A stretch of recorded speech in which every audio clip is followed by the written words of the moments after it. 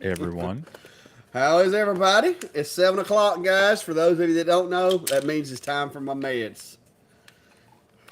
7 o'clock punctually. Yep. Steve's already pointed out to me I mean, that I'm old, falling apart. I'm embracing it, guys. I don't care. I'm just embracing it. well, like I tell a lot of people, I said I only pick on those I really like. If I'm distant and just very short and curt with you, then you got to worry. That's right. If I'm too polite, then you got to worry. Yeah. All right. Well, let's see who all we got up in here tonight. What's up, Jack, Sharon? Good to see y'all. Victor, I think I'm doing better. My wife says that I look better and I've got my spirits a little bit better than they were. And she claims my mobility has improved. I'm still handicapped, but that's all I can do for now. The pain has gotten better since the surgery. I've still got some residual nerve pain in that leg, but they're telling me that that may take 6 weeks for that to go away completely. But it's not like it was. It's not that constant unbearable pain. So it's just a little short burst now, which I can deal with a lot better. What's up, Mark? Robert Lowe, Rob Fight, Joe Brannon, and Super Duty, and not a name I'm familiar with, Nipa Javar. I ain't gonna try to. I ain't gonna try to say that one. But yeah, and people's making fun of me, guys. But this is my new best friend out here in the shop Yeah. because I can roll my chair to where I need to go, and I can use this thing to pick up stuff. You do not realize how many times you bend over and stand up in a day until you can't bend over. So my wife bought me this while she was out, and it's pretty handy. I can pick up all kinds of stuff with it. And I was able today, Steve, to get a piece of a video together on Nice. the S1. Uh, not one of my better productions because I had to do it all sitting down. But I think it hit the high points, and I think people will well, at least want to see it, see where I stand as far as my opinion on the machine. So look for that to be coming out in the morning. And other than that, guys, I'm still here, one day at a time. Well, it's good to see you out in the shop, and I know I'm looking forward to your video. I've been watching a few other people's videos on the S1 to kind of try to see what all the hype is about. I did watch the live stream their launch the other night too, which with Xtool it's always a little bit of fun, a little bit of chaos, and a lot of marketing. But it was kind of interesting some of the things they were showing with like the 2 point positioning and the curved positioning using that probe. That I kind of see that being interesting for certain projects. But yeah, I didn't get as much done in the shop this week. I did have to take well, it was an overnight road trip for work, so that kind of interrupted me, and had to pack for it the night before too. So I kind of feel like half my week was disrupted by that. It was only 100 miles away, but it sure felt like it took up like 2.5, 3 days of my time. But Yeah. I've been working on another review, and this one's kind of taking it a step back. It's a 10-watt Atom stack, but they bundle it with that R1 Chuck rotary, and kind of wanted to take a look back and see, is a 10-watt laser still relevant these days, with 20 kind of being the standard, and now the 30s, 40s, and some places hinting at possibly 50-ish watt diodes coming out. Wanted to kind of see what a very entry level laser feels like, fresh and new. So I'll have that coming out in the next few days, along with some more project stuff, some more ideas I have spinning through my head. But it's starting to get cold up here, so I'm gonna have to really button things down with winter coming. So Brian's just poking that one, huh? he Yeah, said he doesn't have one, Brian. He got the F one. He didn't yeah. I get don't. the S one. He got the F one. I didn't get the S1. Although I don't know, maybe I should have taken a couple days off work and made a quick road trip down to your place, since you've been kind of tied up. I could have at least helped you with yours, or just snuck out there. Oh Clack's yeah. taking a nap. I'll do a quick video myself with using Hey, his laser. I thought about getting Klein to come over and do the video for the S1 because I didn't know if I'd be able to do it. Yeah. And I kind of told Xtool that I'd have the video out, after their launch. But man, the days before their launch and leading up to, I just couldn't. I mean, I Yeah. couldn't come out here. I couldn't. None of my movements worked like they were supposed to. I was too, tired and sore, and my back feels like I got hit by a truck. So I sent them an email, and I'm like, look, guys, y'all caught me at a bad time.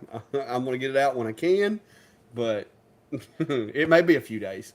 And they seemed like they were good with that. So I wound Yeah. up, like I said, I'm going to do more videos with it because I think this is a machine with all the different functions that, there's some training that needs to be done for folks before they decide on what machine they want. Because, like I said, if you're wanting to do sheet goods, 1/8 inch, 1/4 inch material, and the bed dimensions is suitable for what you're doing, it's a good machine. I like it. It's well built. I did find out today. I put a piece of 3/4 inch pine in there, gonna engrave on it, and you can't do that unless you take the honeycomb out because it hits Oh, the yep. z-axis. Yeah. And I don't want to take the honeycomb out because I've got my honeycomb. I made me some little brackets to hold the honeycomb still because if not, it moves around inside there. And I've got my honeycomb screwed down with those little brackets so that I can use it for squaring up, items. There's cat hair flying around everywhere in here, Yeah. I but think. but yeah, I mean, it works well, and But like I said, the honeycomb when I got it, this honeycomb would just slide, like it would move Hmm. just randomly. But I made these little brackets over here and one over here, 3D printed them and put them in there. And my plan is to kind of incorporate off of that and kind of make myself like a jig basically inside the workspace using the honeycomb. So, but it's like I said, it's not a bad built machine. Yeah. Now, is it going to replace my big enclosure over here? No, I can't put a stove cover in that thing. I can't put an ammo can in there and engrave it, not without the bottom part. So I Well, mean, that does have its limitations. and it's they've got the riser block on there, and I think if I recall right, without the honeycomb, don't you have like an inch and a quarter of kind of distance that it can focus between? Yeah, yeah. Or is If you take the honeycomb out, it's like 1 7/8 inches, I think it is, from oh, the okay. bottom of the machine to the bottom of that beam that runs across there. It's like 1 7/8 inches. Hmm. You could make your own risers if you wanted, and Hmm. just set the machine on it.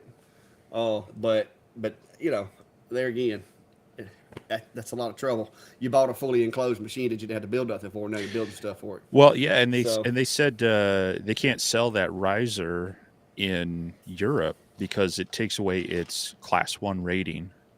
Um, because it now makes it open somewhat on the bottom, or maybe that was the conveyor. One or the other. it's probably the They conveyor. It's probably the conveyor, yeah. So there are certain things that because of the way they were trying to sell it as like a class 1 versus a class 4 is all enclosed that they weren't allowed to still provide that. So Yeah. definitely a trade off, like you say, that if you want it for the safety and the enclosed part, that you're a bit limited there. But some flexibility with some of those things. I'm not 100% sold on both the P2 and the S1. They have the conveyor system, and I feel like you as long as you've got a very flexible space that works, but you got to have just as much room in front of and behind it for whatever size Yeah. object it is you're engraving. So now you got to be able to move it practically to the center of your shop, which most people aren't going to have that size laser sitting in the center of the shop. It's going to be against a wall or in a corner Yeah. near exhaust stuff and whatnot. So,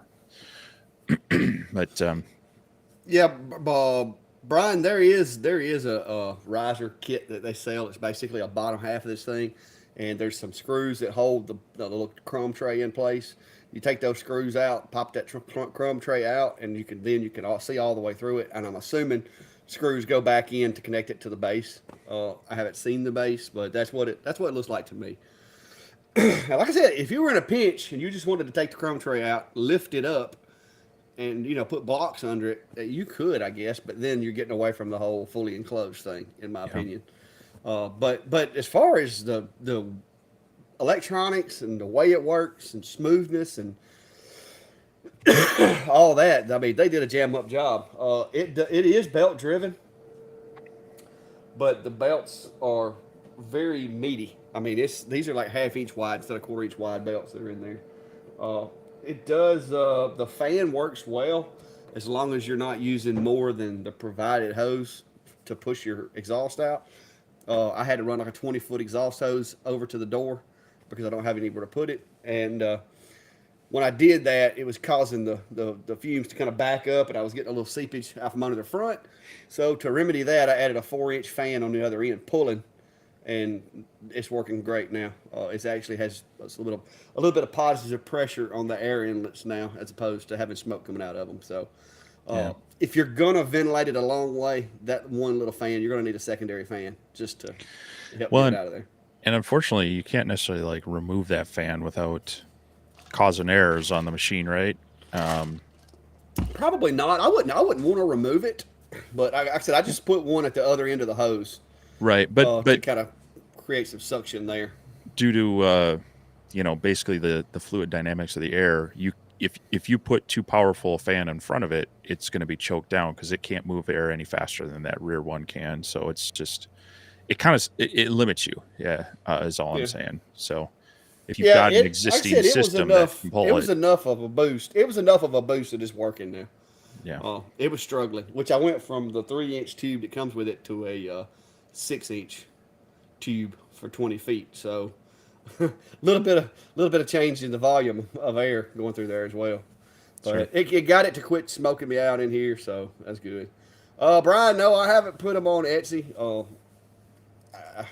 I want to say I'm still prototyping and testing them to make sure. Eventually, I'm sure I will. But it's just a little file. Like I said, basically it's a bracket that goes over the honeycomb and snaps down, and you put a screw through it into the base, and it holds it in place. So I just made them for myself. That's what most of my stuff starts out that way. yep. Well, Brian, So send one over and I'll try it out, fella. If you can get them to send me one, Brian, I'll try it. But yeah, I think they're coming out now with their 30-watt version. So they started out with their Mark One was I think a 10, and then they had their 20, and now they've got their 30 coming out. So they're continue to develop and improve their offerings as well. And that's a nice thing to see. There's always kind of new. You probably get them as well. These new brands coming out, and you just never know with some of these newer companies. But after you see a company develop one or two lasers and they're still doing well and they're innovative, and it's nice to see that. yeah. Well, look at there, everybody. Klein is in the room. Brian, there you go, bro. I knew you would be happy when I saw him in here. So there he is right there, Brian. But yeah, the Rolly looks interesting to me. I'm gonna lie.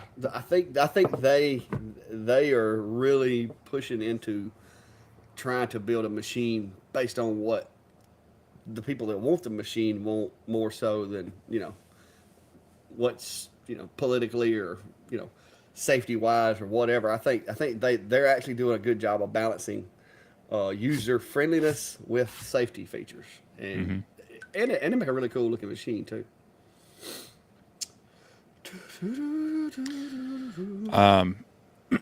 Yeah, like Brian mentioned and Sharon saying, they have the new switchable head, so a 10 and 20 watt, which is interesting. Um, that would only matter to you if you're going for a smaller spot size. So you're wanting that extra detail. And I think it was just a little bit ago while we were on our S1 Clang was saying 10 watts are still the best for photo engraving, and that's true. You can get a finer spot point, and that's going to help you add detail to it. But I'd be curious. I'd like to test one of those, kind of checking their kerf and their resolution. Switching between them, because anytime you got a physical switch, you got to remember, which way is it switched. It adds to your pre-job checklist is all. So Yeah. Super Duty's wanting to know any thoughts on Windows 11 versus Windows 10. In my opinion, it's 6 of one, half a dozen of the other. It's just some slight cosmetic adjustments that I can see. in the realm of workshop controlling lasers and CNCs with most modern software, you're probably not going to notice a big difference between the two, other than the layout of the UI is slightly different for your start menu and such like that. Um, the biggest thing would be is that if you're hopefully you're not running Windows 7 anymore, because that just lost all support as far as there's no more security updates coming out for that as of this past week. So that would be the thing, is eventually Windows 10 is going to lose its support, but that we're talking a few years down the road. But between the two, you're not gonna really notice the difference.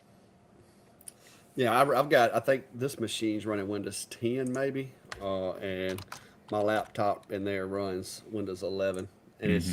it's the same thing. Yeah, this one's running 10 Pro, so and then my laptop runs Windows 11. So something about the processors, and on this one is an older processor. It wasn't Yeah, built to be supported by Windows 11. yeah. Windows 11 takes advantage and requires some features on newer processors. So if you've got a machine that's about a year and a half old or so, it probably isn't compatible. But Windows 10 is still perfectly fine. So Yeah. ET, I'm gonna be honest with you. That is not a bad little machine for doing events. I haven't got to do much more videos with it because of the whole hospital trip and all that. But it is a very interesting, smaller machine. The only real negative I have to say about it is the work area is pretty small, so you're not going to be cutting out anything huge on it. But you could do an ammo can in it because it goes up and down. You could do taller pieces of wood in it. So I mean, there it has its advantages as well, and it does have the camera, and the camera does a pretty good job with combined with the software and the other hardware in the machine. So I'm going to try to do some more videos with it too. I'm not going to be able to go back to work for a few weeks, so as long as I can maintain this level of mobility, even though I have to ride around in my little chair and use my little pinchers here to pick stuff up, as long as I can continue to have this much mobility, I'll try to get some content turned out for you guys. I just have to be really, really careful not to trip and fall or anything like that, because I do not want to have to start over with this. yeah, yeah. Greg's saying that the Rolly needs an extension kit. That would definitely be something if they did that. Well, I mean, yeah, it's always nice to be able to offer that, but especially as you get into these more fully enclosed lasers, that's more than just rails, right? Hmm. It's a bit more of a upgrade for them, I'm sure. So, but I agree. I'm still in that. Hey, give me 36 inches by about 24. You can give, and in a wide format, not the deep. Then I'd be super happy at that.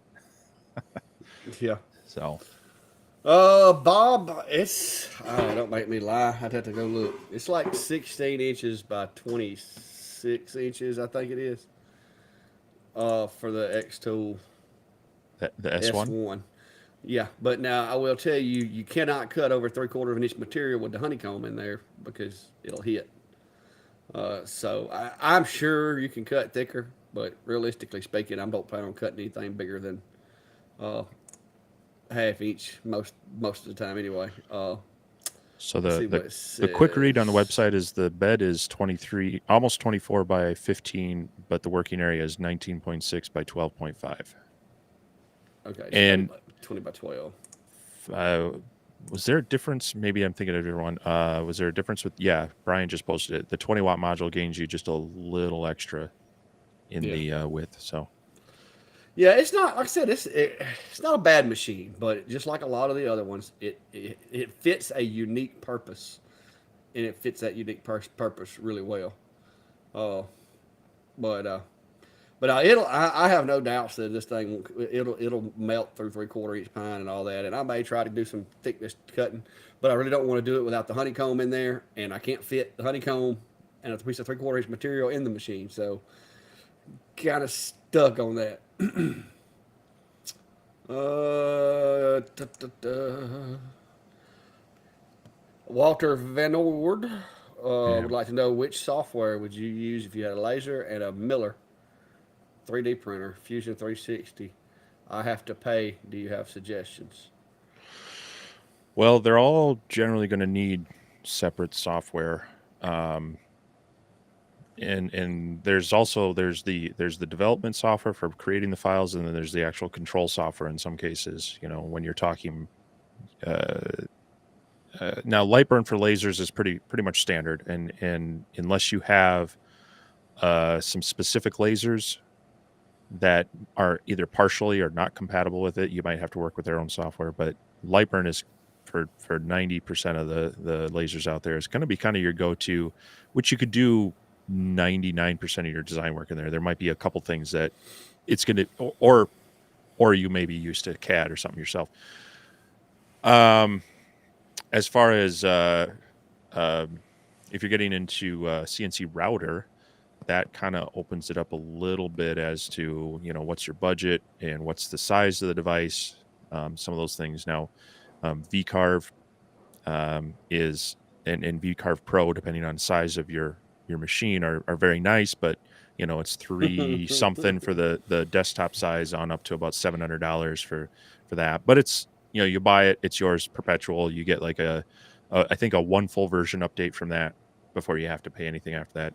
There are some cheaper things that allow you to just pay like $10-15 a month, and some other software. Fusion 360 obviously is a good one as far as both developing, and they have some CAM built into it to control it and such.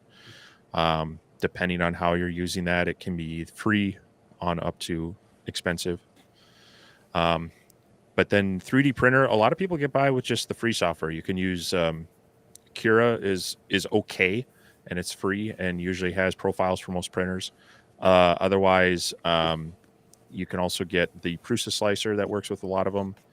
And the other one that is, I was just talking with a friend about it, and I can't remember the name of it. It'll come to me. But in most cases, there's Cura? generally Cura? No, Cura is free. There's a paid 3D printer slicer that I'm just escaping my my mind right now. A lot of them will come with some sort of free version of the slicer. Even with the lasers, there's free software, but I would always try to start with those in general.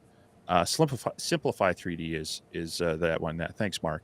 That is a really good piece of software. Gives you a lot of flexibility in things like deleting specific support material and such. But in a lot of cases, there's usually trials. Like Lightburn's awesome with it. They give you a full functioning trial. Use it. It's good for 30 days, and it'll completely let you use it. Others will give you a quasi trial, but they might limit certain functions to it. Always try them out, because what works for me might not work for you. Yeah, like I said, I use Lightburn and I use Fusion 360, but I know some of the other CAD softwares that are out there do a good job too. But I started playing in Fusion 360 and just got kind of accustomed to it, and that's kind of where I've been stuck at. Haven't really looked into the other software. Appreciate you there, Verly Walter. Appreciate it, sir. Guys and girls, if you haven't already, please hit that like button down below for us. Let YouTube know you like what's going on here, other than me getting toted away by flies. But yeah, the 3D. Somebody asked about what 3D slicer I'm using. I'm using the new one from Creality. That's the one that I've started using. It's not the Creality slicer. What's the name of it? It's the newest one that they have. Hang on, let me remote into my other computer where I can see what it's called.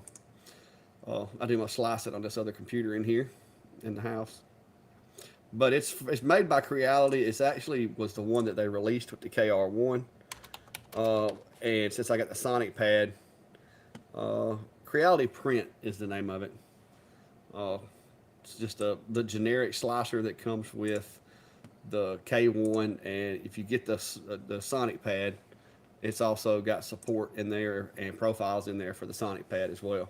So you just basically go in there and select the profile for the Ender 3 version 2 or whatever, but it's basically just called a fast Ender, and it'll load the profile. Now, I've done a lot of tweaking to mine to get it to where it prints exactly the way I want it I've got 2 or 3 different profiles for, prototyping, final products and stuff, to where that when I'm making these hinges and stuff like that, I can add a little bit of extra detail to it to make sure nothing sticks together, that kind of thing. But everything I'm running is Creality, so so far so good.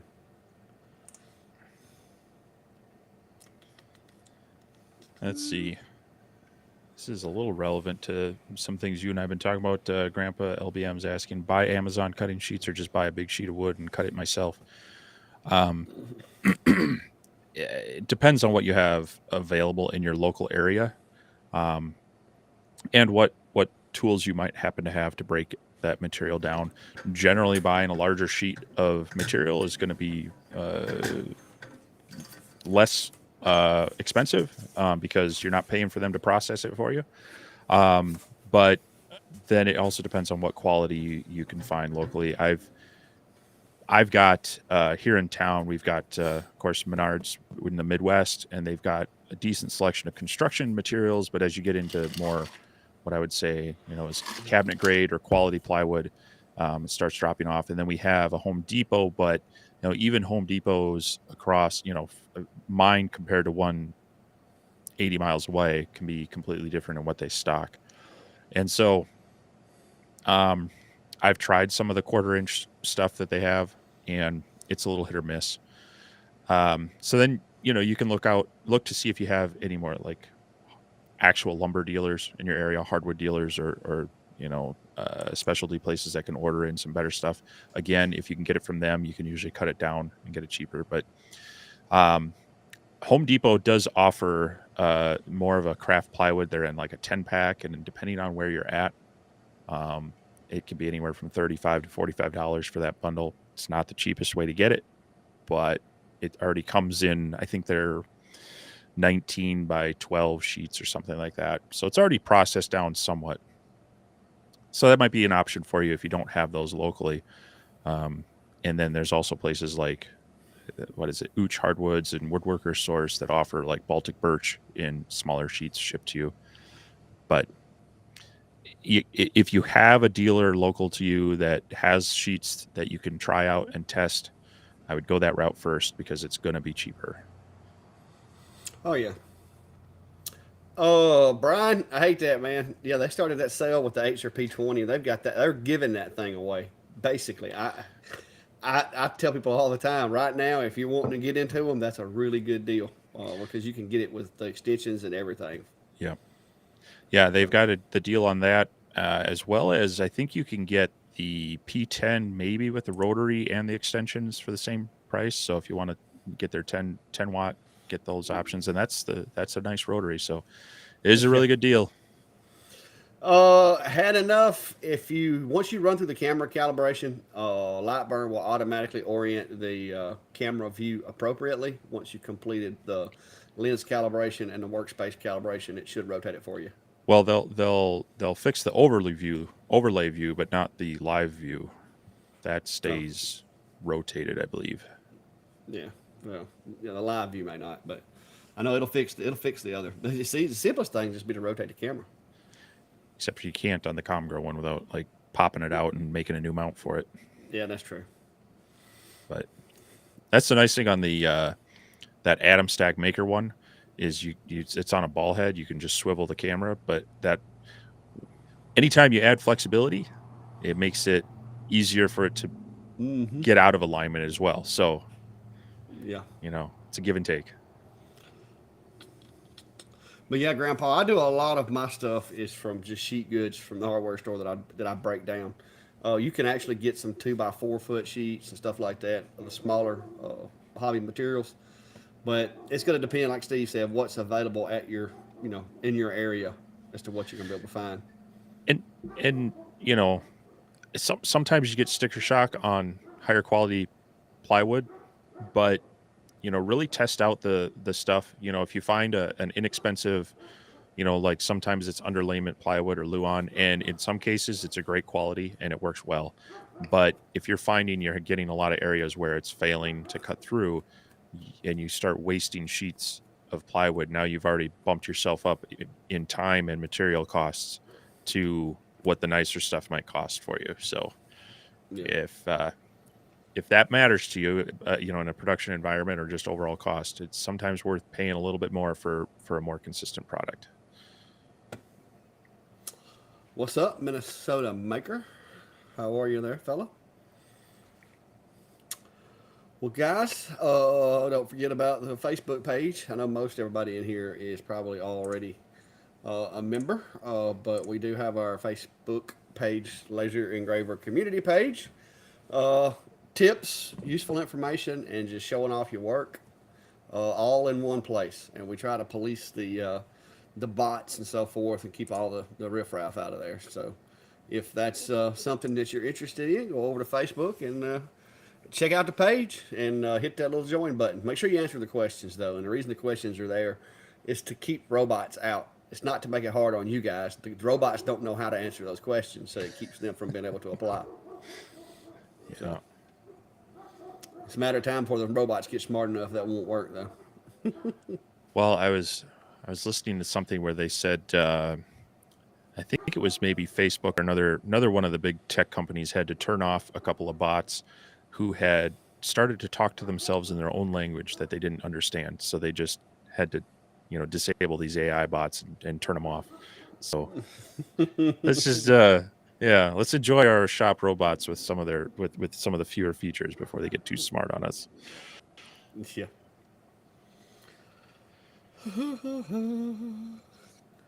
Let's see. Probably not, Brian. Probably not. I was gonna say Brian might not even need to change his name to get kicked out on some days. Yeah, I'm surprised Brian ain't in Facebook jail. But but yeah, Jack, I got some of their half-inch oak the other day down at Lowe's, and it done a pretty good job. I even used some of it on CNC, and it worked well. Of course, with oak, it's you got to watch for that checking. I had a little checking on that one that I missed. It is Laser Engraving Community page. Laser Engraver Community page. That's it right there. Uh, so, because I could drop a link down below here. Yeah, I mean, if you're watching from my channel, I've got it down in the description. You can just click on that. If you're watching from Class channel, he makes you do a little more work, apparently. Well, I didn't. I don't ever think about putting that in there. I don't ever think about it, man. It's there you go. It's just one of those things. Do you ever cut smalls out of your logo? Logs. Oh, out of your logs. Okay. Yeah, I got a whole bunch of 1/4-inch cedar up there that I used to cut a lot of my own wood that I use on projects, and I'm running low.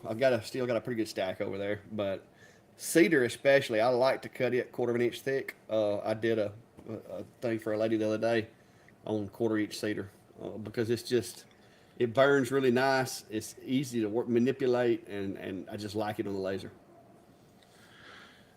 So, people are talking about Ooch. I don't know how you say that. They do have a really nice wood and so far good service. I did place an order with them to try them out on a few things. And luckily for me, they're just over in Wisconsin. And so we have a more regional shipping carrier called Speedy Delivery. And so they charge a lot less for their regional deliveries. So it wasn't too bad for me. And if you're ever shopping there, you might want to see what they're selling. They call them like their domestic seconds. And so it's like a 20-pound box of material, and it's miscellaneous material. And I threw a couple of those in my order because they had them at half off. So I think they were like under $20 for the bundle. And I got some cedar, some walnut, some maple, a couple of domestics I didn't even recognize. And they are in various sizes from 3/4 inch down to, I think, an eighth. You can actually request wood from them down to a 16th, I think. But for what I got out of that bundle, and I did record opening it up, and I plan to do a bit of a video on it to kind of give people an idea what comes in that. I got a pretty good stack of wood for, it was 2 bundles of that at like $20 plus some shipping. It was maybe $50. I mean, you could make a lot out of that stuff, even if you can't necessarily use the 3/4 inch hardwood with your laser. Hopefully you could do some other projects with it, but it's definitely worth looking into them. They're a nice family business here in Wisconsin, and it definitely the quality I got from them I'm very happy with. And like I said, I'll hopefully have some content out on using that stuff and what you get in the relatively near future. Yeah. I see a Butch and Linda Wicker put in for the group, but they didn't answer the questions. And a Lou Moshi also did not answer the question. I'm thinking maybe Butch is a real person. Maybe if you're in here, you can let me know. I just approved the ones that did answer, but yeah. Yeah, Brian, I pulled it up and I saw that. I don't. If as long as we know they're real, that's cool with me. If they just want to throw their hand up, let us know. But it just keeps it easier because sometimes we let them in and never get the questions answered to turn and find out they're a bot. They're a bot. Yeah. So Kling's pointed out 3mm 1/8 inch is really hard to find in stores, and that's true. And that's where if you can find more of a hardwood dealer, non big box store lumber dealer, they often can order it if they don't stock it. And if they're making regular orders, it doesn't necessarily cost them a whole lot to add that to their order. So they can usually work with you if you're willing to maybe do a little bit, especially if you're able to get a few sheets in and break them down kind of thing. Yeah. Otherwise, yeah, it typically tends to be more of an online thing to order some of that in. But look around at depends on the store you've got. Some will stock. There's a company called Midwest Products, and they're more in the hobby realm, but they have smaller craft woods, and they have both basswood and like a birch hardwood that can work pretty well. But it is a little bit tougher to get into that thinner material. Yeah. But like I said, I've got some 1/4 inch and 1/8 inch material that I got from a local shop here, and then the other day I did the video, of course, on the trip to Lowe's where I got some there, and it's hit or miss, depending on what you're using it for. Some of it is good wood for one project and maybe not good for another, but it's still cheaper if you can buy a 4x8 sheet and break it down than it is if you have to go buy the 24x24 sheets or whatever. So y'all excuse me. I done with all this medications. I done got used to going to bed. My wife told me, she's like, "You probably won't make it till 9 o'clock." Because I've been going to bed early. Because it's tiresome between the medicines and the pain, and having to like exert twice as much energy to do something. It just wears me out. Seems like. But guys, if you haven't already, too, I'm going to bring something up. This one's for Steve here. If you haven't subscribed to Steve's YouTube channel, please go do it, because Steve is hustling to get his subscriber count. And guys, I know subscriber counts aren't everything, but it helps. It helps us. It helps make things look better. And Steve has set himself a goal for the end of the year that he is going to be at 10,000 subscribers. It's a very doable thing. I think we could probably do it before then, but he's at 9.15 right now. So if you're coming over from my channel and you haven't subscribed to Steve, if you haven't subscribed to me, do that too, please. But also go reach out over on Steve's page and give him a subscribe. He's always telling me, guys, that he loses subscribers on the lives, which for some reason I don't know why it happens, but he does. But let's change that. Go over there and hit that like button and tell the world. Go tell the world to go like Steve's page on YouTube. That'll be Ventari's Workshop on YouTube. Well, I appreciate that, and yeah, I do have that goal. I mean, like you said, it doesn't necessarily mean anything specific, but it's good. It's good to have goals to work towards in your career and your hobbies and such. And I am trying to make sure I'm balancing it out. I try to add a little, even in my reviews, I try to add some kind of tips and tricks that are good for anybody. But I'm trying to balance out the videos with some projects, some tutorials, and then,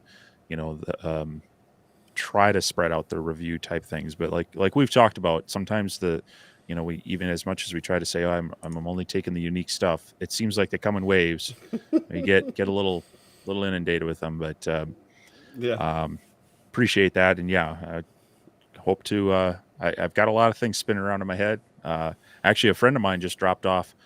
They've got some land and a cabin up in north central Minnesota, and they were taking care of some trees last year, and they had to cut some down, but they had some burls on them, and they cut them off, and they haven't been able to bring them down. Well, he brought them down this weekend and just dropped them off with me before the channel or before the stream, so I haven't even really been able to do much with them. But I'm going to cut into them, see what I've got, and maybe they'll end up on one of the CNCs, or well, maybe I'll be going old school and doing something on the lathe or something. So I'm just warning you, I'll mix in a little bit of traditional workshop woodworking time in there too as well. So, Well, I'll be back on the sawmill if I can ever get my back situated, because I got people begging me to mill up lumber, but I can't be doing that right now. So, well, once I get repaired or get mended, hopefully I'll be able to get back on the sawmill a little bit and show you guys some ways, other ways that you can get materials, like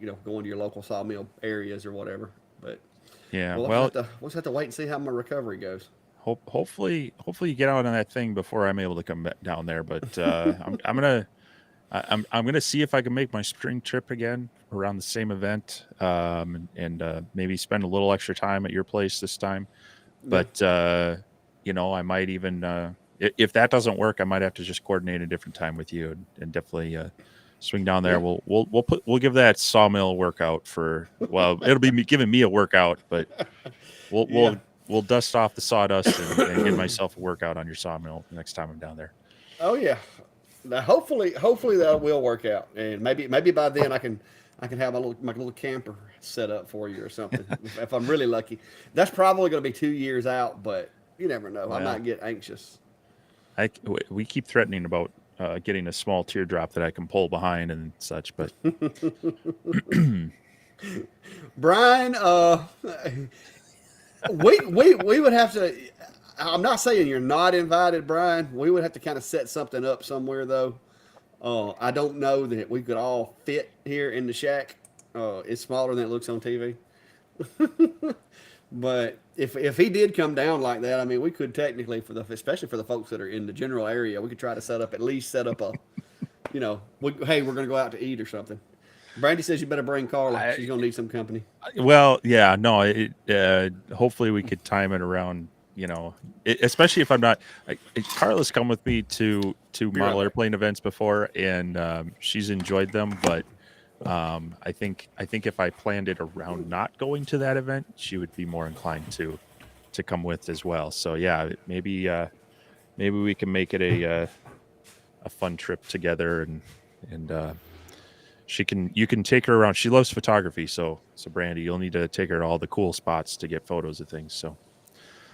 But anyway, yeah. Well, some sort of meetup at some point would be fun. I wish I was going to be able to make it to Lightburn Experience. That's coming up here in just like barely a week. Just I think it's next weekend. That would I know there's a lot of people that are going to be there, both from Laser Channels to other creators, and then Lightburn themselves. One of the big things coming out of that is they're hopefully announcing some more information about their CNC control software that's going to be coming out. I know a lot of people are excited to see what they're doing with that, and we'll hopefully follow along. Now it's supposed to be a separate software, but hopefully it follows along with their ethos of making high-powered software very affordable for makers. So we will see. I'm looking forward to information from that event. Lord. Yeah, doing all right? Yeah, I had to get up, walk outside for a second there, and getting up out of his chair. Well, everybody's already making their plans. They're going to be heading to your place in 2024, and so we're going to need somewhere for y'all to sleep. Yeah, well, we're going to like Woodstock it. You've got that. Isn't there that venue just down the road from you? You could just rent out the land and. I mean, I guess we could. We're going to need a singer or somebody to play some music. How musically talented are you? Well, Because I mean, if we're I gonna mean, if we're gonna have a Clack Fest now, we got to have music. We're gonna need some country music there at least. so I mean, yeah, no, I played classical violin for quite a few years and dabbled in other instruments, but I'm not sure I could do the fiddle version of violin for Okay, the so southern type you may stuff. not be So on our entertainer list. We'll have to yeah, kick I you off don't of that. think you. I mean, I come from a very my mom was big into music, and so definitely there's history there and such. But yeah, I nothing that's gonna stand by itself for long. So Yeah. Well, no, there is there's a I don't know if it's still operational as far as if they're still got all the cabins and stuff up and going. It used to be a Christian retreat that's like 2 miles from my house, and they've got a swimming pool with a little rec center. And they had cabins and stuff like that. I don't know if they've got that thing operational again or not, but that might be something down the road. That might be something cool to have, something cool to do. Because when I retire, I'm gonna have to find some stuff to keep me busy, guys. That's all there is um, to it. there's oh, it's up in New York, and it was just a couple weeks ago. Jimmy DiResta and a few people kind of spun it up. It's like Maker Camp or something like that, and yeah, they bring in all sorts of people that they do.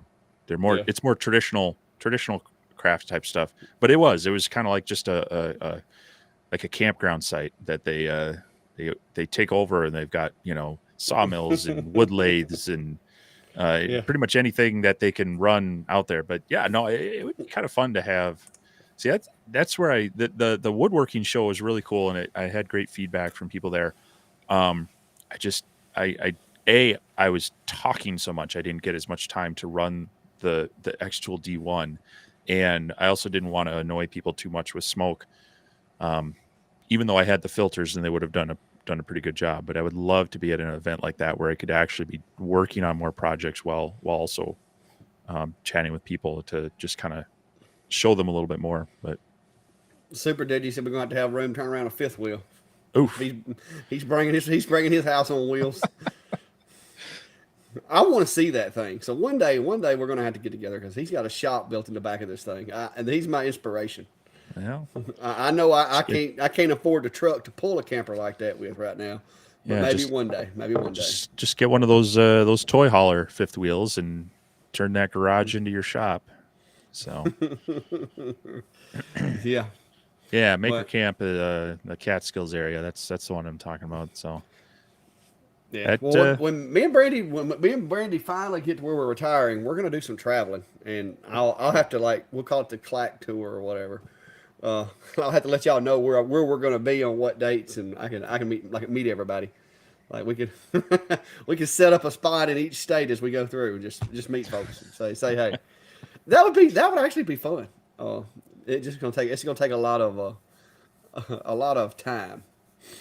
Uh, there you go, Brian. Uh, Brandy's got you covered. Maybay and So Charming having a crafting and quilting event. yeah, Just head down for that. and there's gonna be some really awesome name tags at that event that me and Brandy made. Brandy did the majority of the work because I was like this. All I did was run the computer. She put the wood in there, took them off, cleaned them up, all that. So I guess technically she did those. Everybody's planning your trip, and Super Duty Jeff says Boone, North Carolina, he can provide a whole campground as long as we got power and a little shelter. I might call you on that when I get my camper now. Super Duty.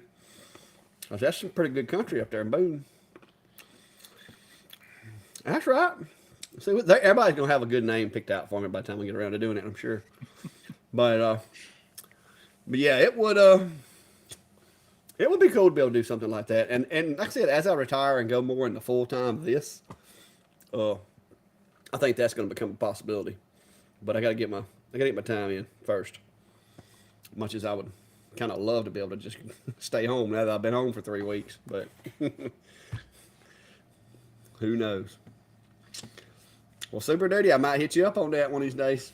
So I might tell you to reserve me a spot. Sure, a spot. He's going to have to reserve you the whole campground for everybody coming to see you.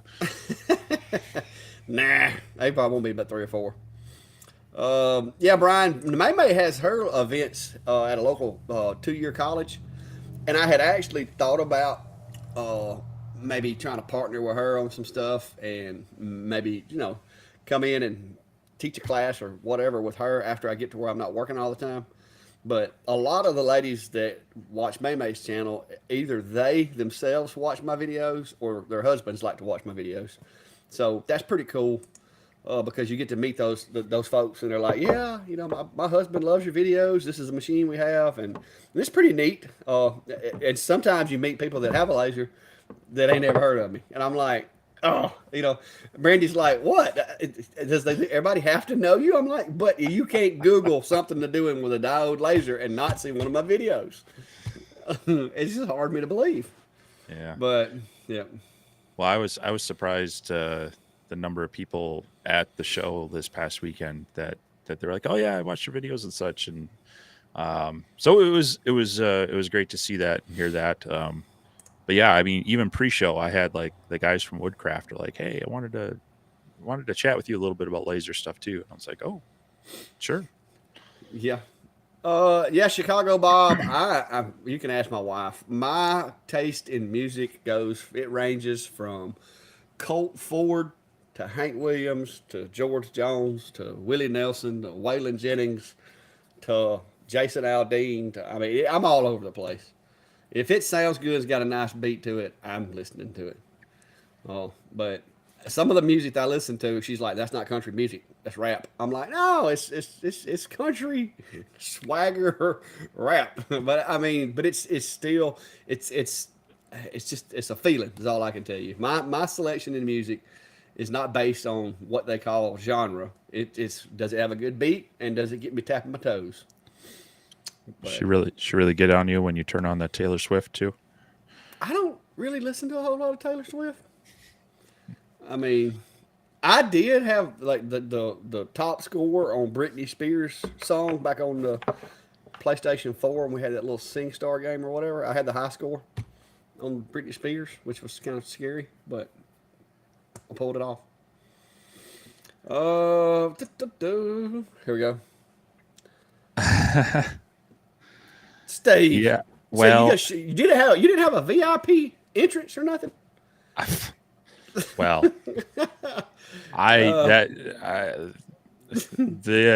I was just glad there was a table there that I could Yeah. that I was able to use. No, actually, the both the club and the site was very accommodating for us, and they gave me two spots with a couple tables, and then even offered me an additional one after that. But yeah, it was pretty busy. Everybody at the event there was very happy and surprised with the turnout. So Verlay, I haven't had to use Algo Laser or anybody's support really. I haven't had any problems with the Algo. Uh, I would have been curious what was wrong with it. I wouldn't mind troubleshooting it a little bit, but the Algo, I will tell you, the location of that emergency shut off. If you're sitting on your machine like I am, I'm bad to hit that thing. But the only problems I've had were usually because I was doing something with the software I shouldn't have, and I flashed the firmware accidentally. so yeah, I haven't had to use the support on too many either. Now Gil was kind of one of the primary guys in the support for Ortour, but he's doing support for Algo now. And I know if you not everybody likes Facebook, but sometimes you can join their official groups, their user groups, and sometimes in there you can get some good responses from some of their support people there as well. But I mean, you shouldn't have to do that, but it's another tool if you are struggling with any brand of your laser. It sometimes is helpful to find their official and or their user groups for those brands. Yeah, Sharon, I like Upchurch's music. Some of it's a little, his language gets a little bad in it, but it's good music.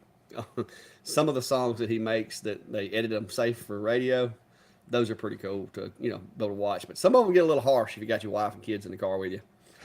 So Pandora, yeah, I'm familiar with Pandora, Megadeth, Anthrax. I grew up in a mosh pit, believe it or not.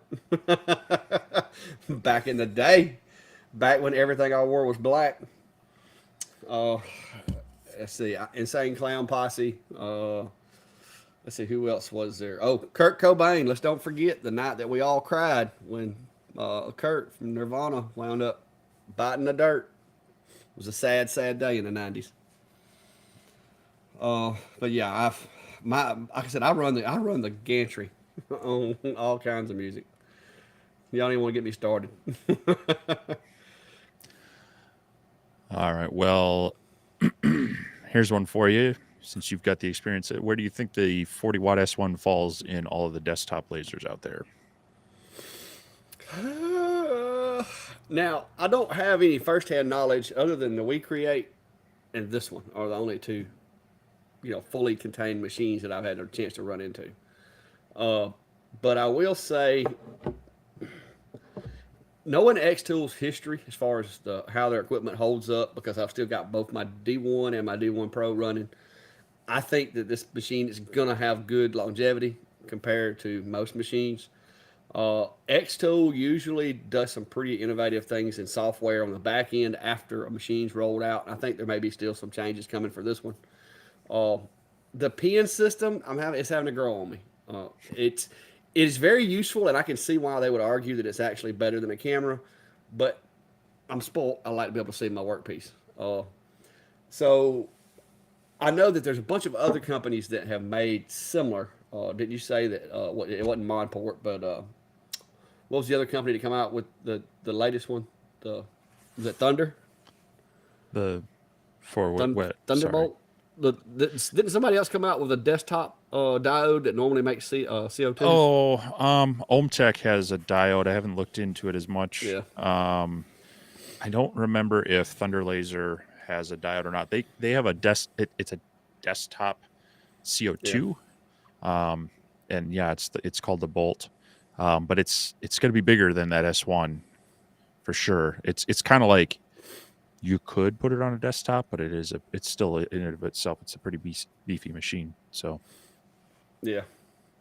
But like I said, I still kind of like being able to, like, maybe it's because I have played with Legos and an erector set growing up or whatever, or Lincoln Logs. But I still all the good ones. I still like putting my own stuff together to an extent. You know what I mean? Yes, opening the box and setting it on the table and it working has its place. But I like to make my practical versions of stuff. So it's like I said, the X2 so far, the S1 is performed well. Just know two things: you have a limited workspace and limited Z height without the extended base. As long as you're good with those two things, those are the only two things that I would say somebody needs to consider carefully, because there's no easy fix to the workspace unless you, like I said, take the bottom loose and make you some blocks on your own. Then you could engineer it to do that, but then you're killing the air collection and the fume extraction that it has built into it. But the only two downsides that I've seen so far is you're limited to about 3/4 inch material on the honeycomb, and maybe 3 and 7 inch and 7/8 without the honeycomb. So if you're wanting to do a 2-inch piece of thick material, you're not doing it in this machine unless you take the floor out of it. So that's the biggest downside. And then the other thing would be, the actual bed size, which for most stuff that you're going to do, it works great as far as the bed size. I'm still waiting on them to fix it to where it automatically goes back into this corner instead of stopping where you were at when you framed, because that's annoying, because then you have to home it to get it to go back there, because the way it works, you have no choice but to bring your workpiece out through here. So the gantry stopping right there can be a little bit irritating, but it's a good machine as far as, like I said, I like the way it's put together. It's clean. It's not real heavy. There's a lot of things I do like about it. So far, the only negatives I have is the limited Z-axis. But we'll see. Like I said, I'm still trying it out right now. I could find something tomorrow that I didn't like. So ET's asked this a couple times, so I want to make sure we hit it up. Talking about the Acer extension, and how easy it is to install and such like that. So, You've done it too, haven't you? no, No, not right? on, Oh, okay. not on. I assume he's talking about. Well, I guess I'm not sure which one he's talking about. The P series or the L2 series, Yeah, because I they would just. think the process would be very similar. Yeah, it's a little bit different, but slightly different style of rails and Yeah. belts and such on each one. But Well, I will tell you, I have actually taken and I put rails on and off of a P20 and a V35 three times because I did it. I did it the first time when I got my P20 up extended. Then when I got my V35, I did it again. But then I realized I didn't have the right cable, so I had to take it back apart, make it back into a square form machine, and then when I got my cables in, I went back and redid the machine after that. So I've actually disassembled and reassembled them three times. It's not really that bad. All you've got to concentrate on is just make sure that when you put the belt on there, that you connect all the synchronizers on the belt. It's the same process, exact same process as putting the factory sides on it. You just got to put longer ones on there. The only part that I will caution you on is when you start to take the wiring loose from the controller, grab your cell phone, snap a couple of pictures of where everything's plugged in at.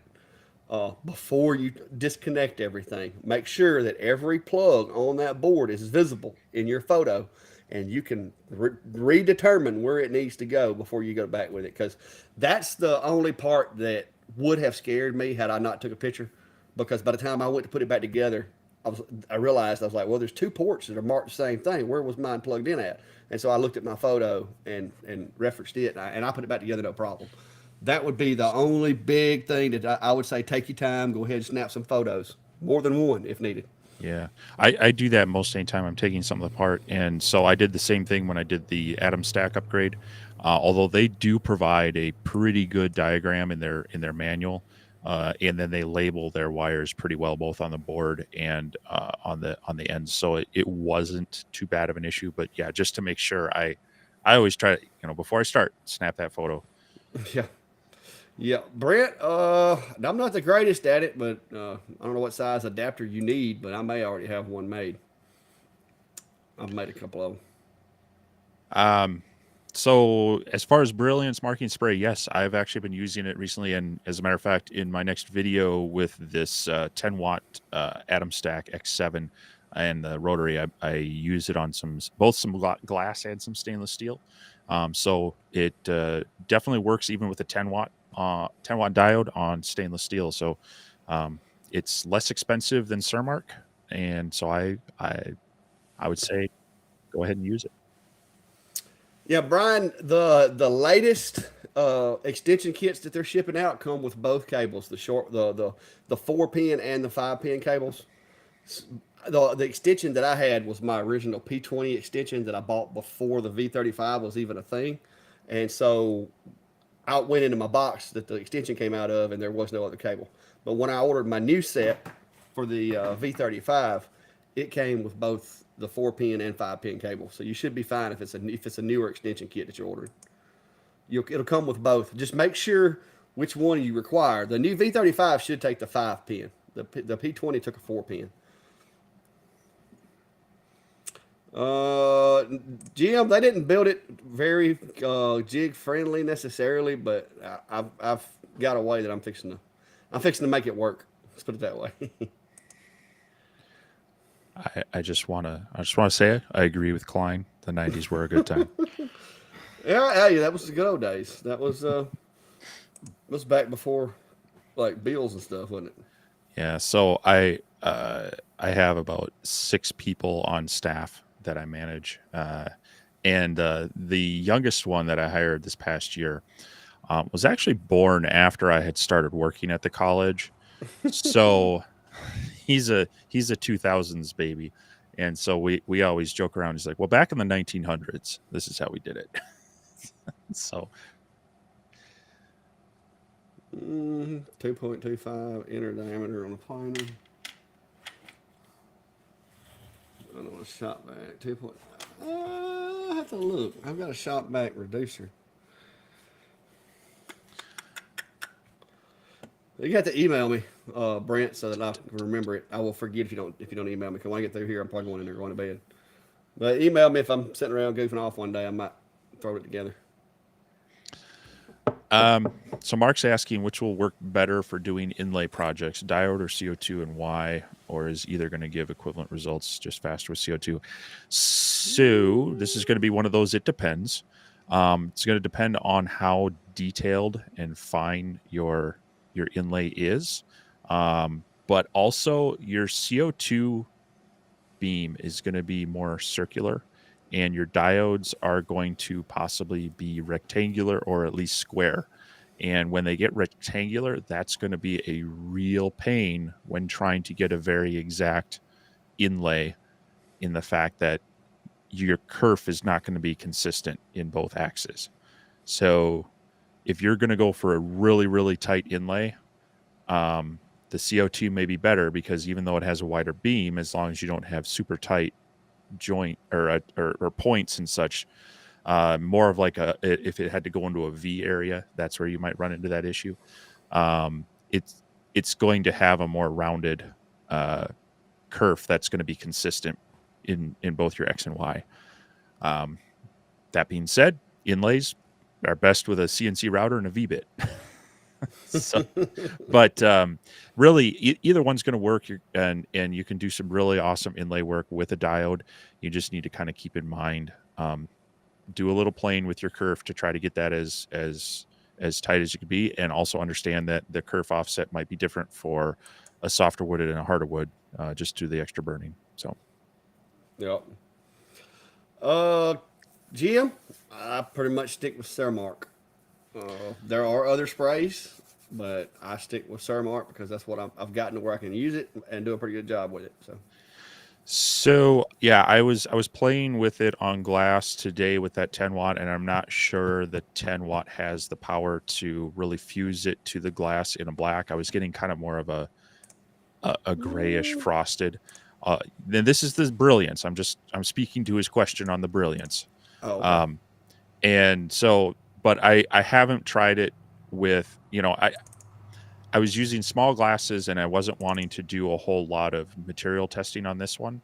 So I didn't do my full homework on it to really see if this laser, with that material and that glass, some, various glass is different, and how well it actually takes an etch, and that's gonna matter. So but again, it's really a power and speed setting. You got to do your testing on the material. I've got my mason jar setting for my 10 watt at 100% at 5 millimeters per second. So that's a mason jar. So it's glass, but it's a mason jar. So Walmart mirror 100% at 120 millimeters a second on image. So that's a couple of settings that I have that you might be interested in. Well, Mark, I'm happy to help with the questions, but I take no responsibility for what it does to your wallet. Oh yeah, getting CNC for doing inlays. But yeah, like you mentioned earlier, he's having some differences in X and Y gaps, and so if you have a diode and it's a very rectangular curve, yeah, that is going to give you a little bit of fits if you're trying to get a very consistent kind of line there with your inlays. So CO2 might be an option, or try to if you want to play around with certain modules, have more of a square point to them. But CNC is definitely going to be a nice one for inlays, but it's a whole other rabbit hole to dive down.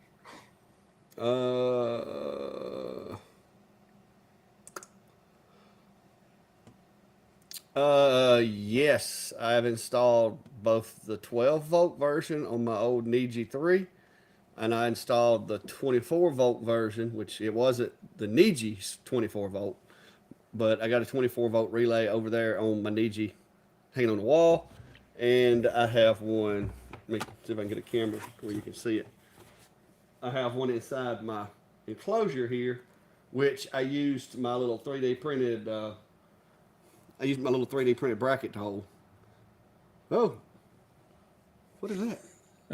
What the world? Everybody rotate your monitors. No, that's the wrong way. Now you're just upside down. There we go. Almost. Help! Okay. Now we're all going to need some Dramamine. I'm trying to get it right, guys. Hang on, let me just take this loose. So, Mike, did you have a specific question on the Niji air see assist the relay right there. I can't get no closer.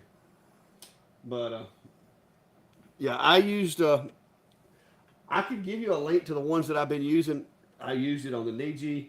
The thing that you need to make sure of before you connect it to any laser is you need to use a volt ohm meter and confirm the current that is going to the pump to make sure that it's 12 or 24 volts.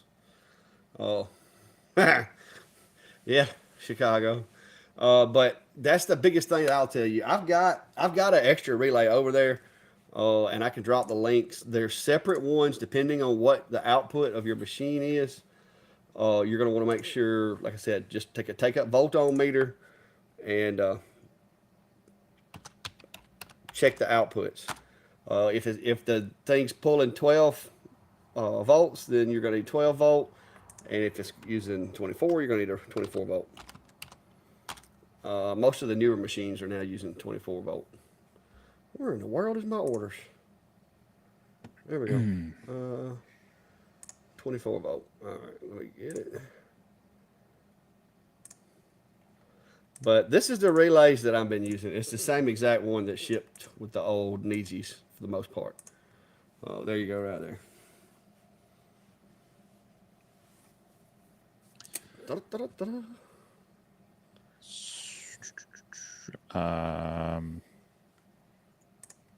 This is something that would go well in my state.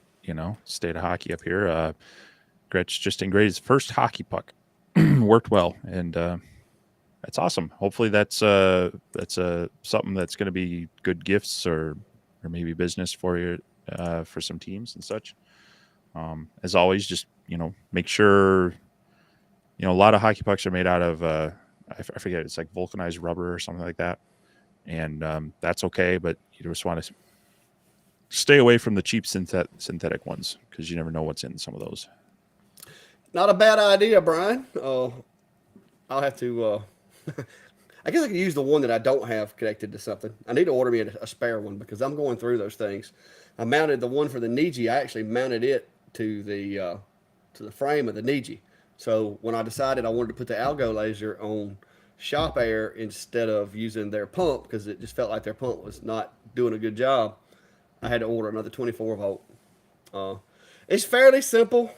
But now you do have to butcher your factory pump to do it, unless you have a plug like Niji has, where you can plug directly into the M7 or M8. Some of these other machines that have these different S connectors and so forth that connect power back to the machine, you're going to have to remove that pigtail and use it as an adapter of sorts, and then just wire the relay into that.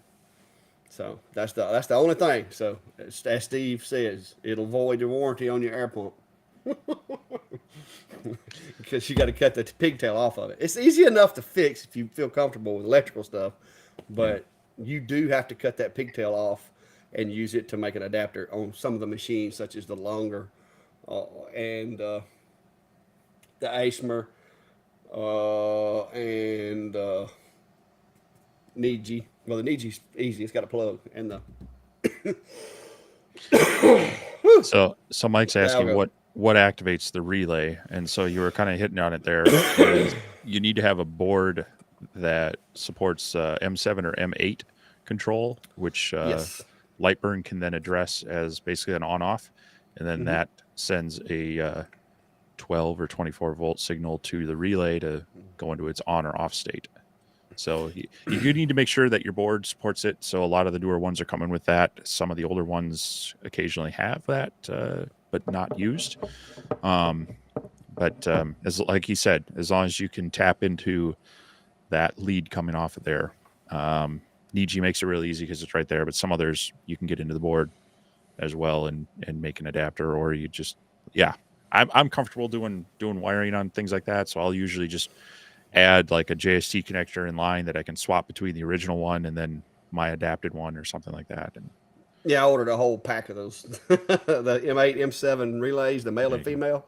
yeah, But yeah, you do have to, like I said, in order to use it with Lightburn, you're going to have a controller that operates with Lightburn. Now, you could use a 24-volt power supply and that relay and flip the switch, flip a switch on the side of your enclosure and activate it. But as far as it being activated in Lightburn, the machine is going to have that M7 or M8 output to be able to send to the controller to tell it to turn it on or turn it off. So, and it's not with the relays. It's not like on, halfway on, full blast. It's either off or it's on. It's just a pneumatic relay is all it is, or a pneumatic valve, I guess I could say, that just allows the air to pass through when it's activated. Yeah. Now that you got the smart air assist with your S1, or did you not? Yes, it's got the factory air assist. So now, do they have that set up to where you can control the flow as well? Because I kind of got that impression that was a feature. Yeah, they. I mentioned it in my first initial video, but I downloaded the latest patches, and so now they have to where you can turn the air assist off, or you can turn it on, and you can set it from like 0 to 4 for engrave and 0 to 4 for cut. So they actually have an option to where it comes on like step 1 or step 2 on engrave even, which I like that. Right. And I kind of touched on that in my video that should be out in the morning. So I have run out of tea. That's a feature that I've been, that I would really love to have, because like you and I have said before, always using air, but sometimes you want less air, just enough to keep moving that debris, but not, Yeah, and I've been torture testing this thing too with the air set up like I've got it. It's really not getting that dirty on the inside where the lens is. Now it's getting nasty on the outside. The cone's getting nasty, but when I took the cone off of it, it really wasn't bad on the inside. So I'll swap you over here to show you. But yeah, they've updated the settings and everything in here. So now when you go over to your machine and you hit settings, when you go down here to the bottom, you've got all these flame alert sensors. And then you've got this, you can also turn the lights up or down. And then you've got the cut settings and engrave settings. And they fixed it where you turn off the buzzer reminders and all that. And I don't even know why that's even checked. I don't have a conveyor, but whatever. It's working fine with it on there. But yeah, that's apparently a recent update because it wasn't in there the other day, but it is now. Before it was just simply off or on. But that's my machine, and they've got it now to where you can go to those little X-Tool projects thing. You probably have the same thing on the F1, and they've got like a lot of like little downloads and stuff like that, which is pretty cool. But I'm gonna try to go over more of that in some of my other videos coming up because I feel like I'm gonna have a little bit of free time on my hands. Yeah, and that's jeez, that's one thing. Especially using the F1, it's pushed me to use creative or X-Tool Creative Space a little bit more. And I do have to say they keep developing that software. They keep taking feedback from people and adding more features to it. And so it is nice to see them doing that and giving people an option that is more than, laser GRBL. I had someone bought one of my files on Etsy and then was complaining about it not importing right, and they were using laser GRBL. So I fired it up again, and I was just like, oh, this is painful. So, it's nice to see X-Tool continuing to develop their software as an option. On the flip side of that, it is for people who have Lightburn, like Lightburn, have been using it. It's frustrating to have it not be fully functional in some of these things, but great to have an option that's viable. And I hear others are working on similar software. So, competition is generally good. It helps drive some innovation and such. So, look at that. See, I'm telling y'all, she's awesome. She brought me some tea. She saw I was choking on cat hair. Fluffy got up here in my lap earlier and got cat hair all over me, and I've inhaled like 3 or 4 of them, and they're like up in my sinuses, choking me to death. Oh, but yeah, I use the AI in XCS, and it does all right. It will create like 6-fingered people for you every now and then, stuff like that. And it gets a little crazy with some of its interpretations of what you want to see, but Well, apparently hands are something that's very difficult for AI to model right. So that's well, when I do know when I was taking art class, they always said that if you could draw hands, you could pretty much draw any other part of the body. yeah. Yes, I had to take art; it was required. Hey, art's good. But yeah, but I am impressed with some of the features that they've got on the S1. I will say that. But it's not in any danger of me kicking this machine out of the shop for it. It's not, because this machine still has things that it can do that one cannot. But for somebody, like I said, if you want something that looks cool and can cut the crap out of some 1/4 inch plywood, as long as you're good with the workspace, it's decent. Well, I'm curious to see, because I think it's a much better option for community workspace areas. Where you got a lot of Yeah. people coming in and out, and you can't necessarily police the goggles or the glasses as much, as well as like schools and things. They've got the safety switch. You lift up the lid; it's supposed to turn off, and it is contained a lot better. But I'm curious to see how it goes. Do you see that maybe taking over the spot of your D1 in your mobile clack shack? Now, that's possible. I have thought about that, because I mean it's a really nice, clean looking machine. It's an all-in-one, so I mean that I can't rule that out. Yeah. I'm gonna have to master building jigs for it and get over into Lightburn and set my jigs up and see how it works, because at an event, I have my little multi jig up there where I can engrave all kinds of stuff. So I'm not gonna say it's not. That is a possibility. But yes, it would do really well for something like that. Well, and that's one thing I found that with that little F1 is for at that show. Yeah, I mean, as Brian mentioned, I was demoing the snot out of that thing because it was so easy. I had a couple things set up where I could just align them to the alignment pegs that were in there. It was quick, it was easy, and it was safe. So I can see that being similar, as like you say, assuming you can get something where you can almost have like a jig type thing set up to get it positioned quickly and burned. Yeah. Brian, I wound up getting, and like I said, it was just luck of the draw. I wound up getting the 40-watt module. I got lucky on that. Uh, but the module is a beast. Let me get it turned around. Right there. The thing about this one is, in order to take this module loose, all you've really got to do is take this screw here and that screw there out, and then the module lifts up and comes out this way, and you take the cables and the wires loose, and you can pop the other modules on there. That's pretty neat. I will say, the fact that you could change these out in just a few seconds, that's pretty neat. Now, this little pin that's over here that it uses to do the focus with, you'd have to take it off and put it on the other one. But as you can see, it has drag chains everywhere, even though it probably really doesn't need it inside this enclosure. It does have drag chains everywhere, and it's got flame sensors like all around it. So you shouldn't be able to catch it on fire without knowing about it. As long as they don't start giving me problems. If they do, I'll turn them off. But I'm sorry, Brian. I'll send you some Finnegan or whatever for nausea. But yeah, it's a decent machine, guys. I mean, X-Tools never sent me anything, so I was shocked when they messaged me about getting this machine. I was like, wow, I'd have been happy with a D1, but when they asked me about trying this thing out, I was like, I said I wasn't going to do a whole lot of more review videos, but how can I turn this down?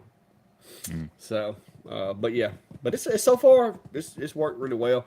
Like I said, the way it's built, they're still using those little metal rods, kind of like what's in the D1, but it's a lot bigger. Main beam is a lot bigger. The I guess you could say the linear rail, but it's kind of a linear rail with the rounded stainless steel rod on top of it. So So Sharon's asking if it's better to use PVC pipe in place of dryer vents. Do you agree? And so the idea around that is if you're using like the flexible dryer vents, those that kind of I don't know what if you're that spiralish shape that causes that's not smooth, and that's going to cause some issues. They it's also a very thin material. They're more prone to getting holes and such in there. So it wouldn't necessarily have to be PVC pipe, but if you use like actual metal piping that's smooth, and then also the less you have like 90-degree bends, it's going to help that move more smoothly and lose less energy in those turns. So it's really about having more of a smooth, as straight as possible surface to keep that air moving. yeah, I've been running mostly the stuff that you see over there on my dust extraction. It's I don't know what it's made out of, but it's a clear material with the wire in it, and because I was having similar problems with the dryer vent stuff, getting pinholes in it, and it was leaking. So I needed to come up with a new alternative, and I went to this stuff, and I've got that in 3-inch, 4-inch, and 6-inch. Well, and even So that stuff, because it's not smooth walled, you're losing some velocity as it goes across that, and any time that also has a tendency to be able to be bent really tight. So yep, that's the big crux there is the it's just causing basically turbulence and such. So yep, yeah, okay. Outclimb. I don't think so. He's been trying to get his hands on that machine. well, He I, thinks I, he wants one of them. you've got a coupon code, right? Yeah, I told him click the link. Links below.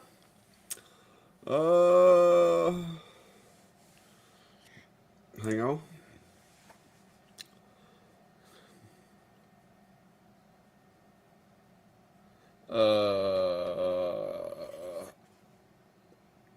I'm not really sure I'm following the question here.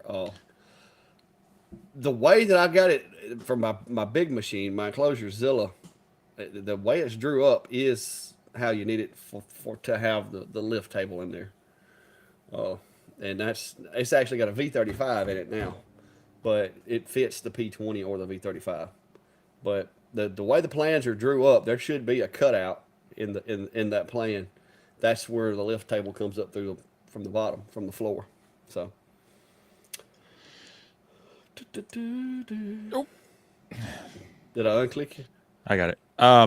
So this is one reason, both with if you're using the flexible pipe or really any piping, this is why it is best to have your exhaust fan as close to your outlet as possible, so that through the length of the pipe that you're using, it's drawing a vacuum versus blowing on it, because that way it's going to want to suck in through any air holes rather than push out.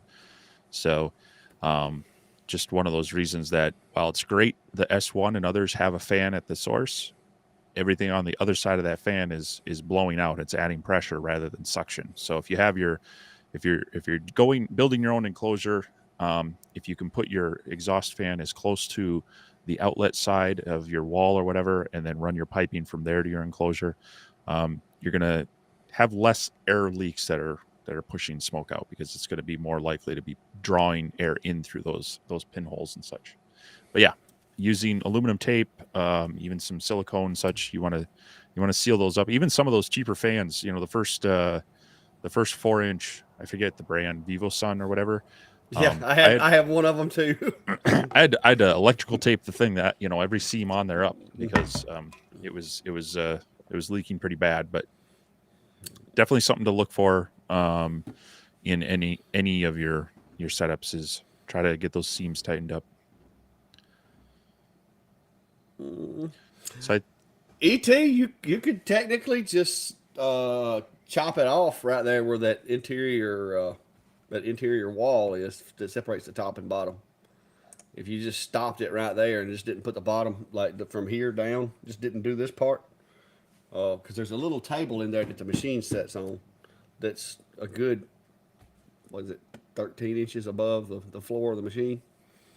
So yeah, you could just not build the bottom part and just build the top half. But you just go back later and add the bottom if you did want to put the lift in it. So Sharon, if you're using only about 12 inches of that, you're probably pretty good. Where it really becomes an issue is when you're, multiple feet away. So like if you have a straight shot of that's 6 feet away, still probably not a huge difference. But if you have it 6 feet and you got two sharp 90-degree bends in there, it's like adding 10 feet to that pipe. So obviously the shorter the distance, the better, and the straighter the better.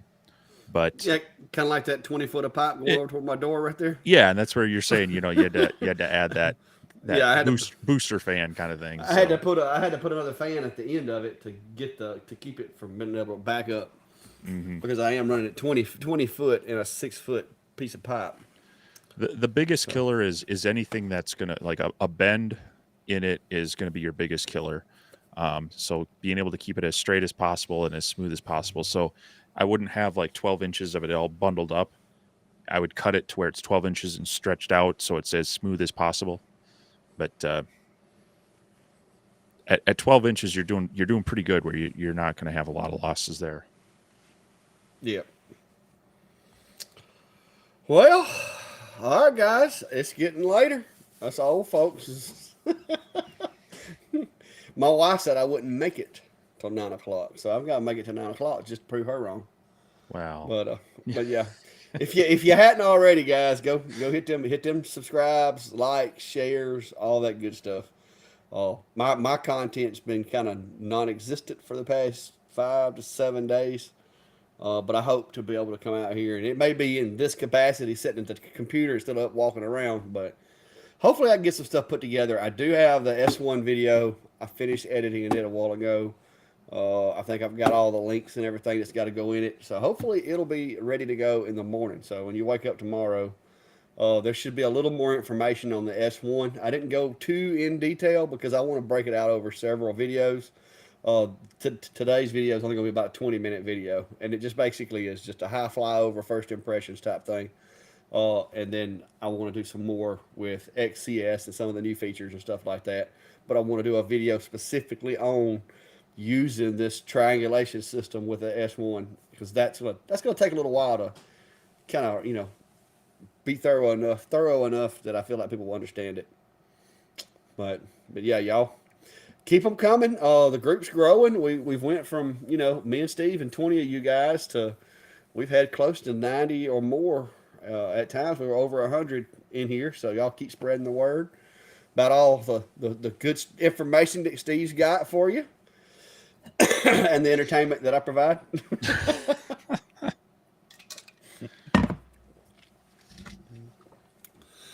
Is this like the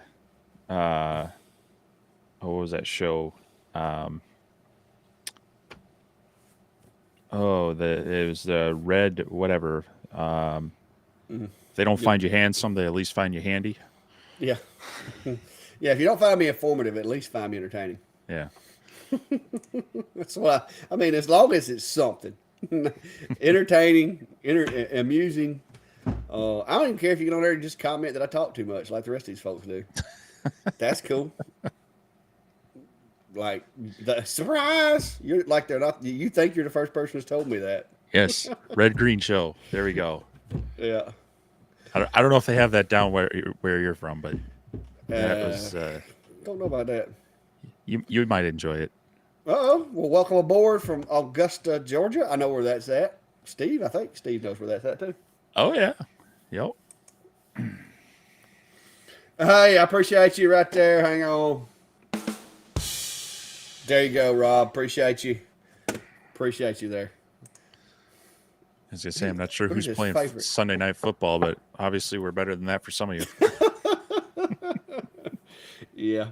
Well, I don't watch the stuff no more. Like I said, a lot of that stuff got too far off into politics and stuff, and I just can't deal with it. I just haven't paid for cable TV in years, so it's really happenstance if I'd be able to catch a sports game. So Yeah. But hang on.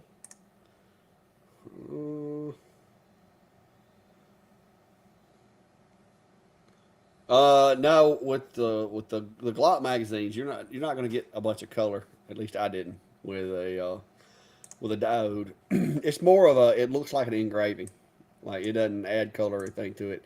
Now, I might could have done a speed and power test and got a little bit closer. And like I said, Steve would be quick to point out to you that you need to make sure whatever it is that you're engraving isn't poisonous, or either you've got it really well ventilated. But yeah, it was 60 speed at 75% power is what I got wrote down, and it did a pretty decent little job. yeah, I'm not Now 100. I haven't tried that with the fiber. I should probably do that one day. I'm not 100% sure on the Glock mags, but I know the P mags. Someone had inquired. They wouldn't say specifically what their compound was, but they did verify that it was laser safe. So Yeah, take that for what it is from the company. yeah. I would still avoid huffing it, Yeah. but yeah.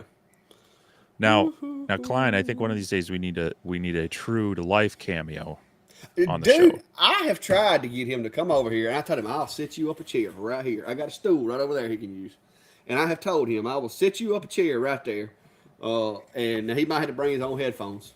I don't think. Well, no, I got a pair of LG tones he can use, and I've told him, come on over, we'll put you in the show, and he won't do it. I begged Brandy. I was like, hey, you gonna do a little video talking tonight about how things is going, and how I'm giving you a hard time and everything. Nah, don't want no part of it. They just scared, I guess. I don't know what Klein's deal is. Now, doing it from his house would be terrible. It would look like Super Mario Brothers or something, because his internet. He tries to FaceTime me and show me things he's working on sometimes, and it's just like some Max Headroom stuff going on.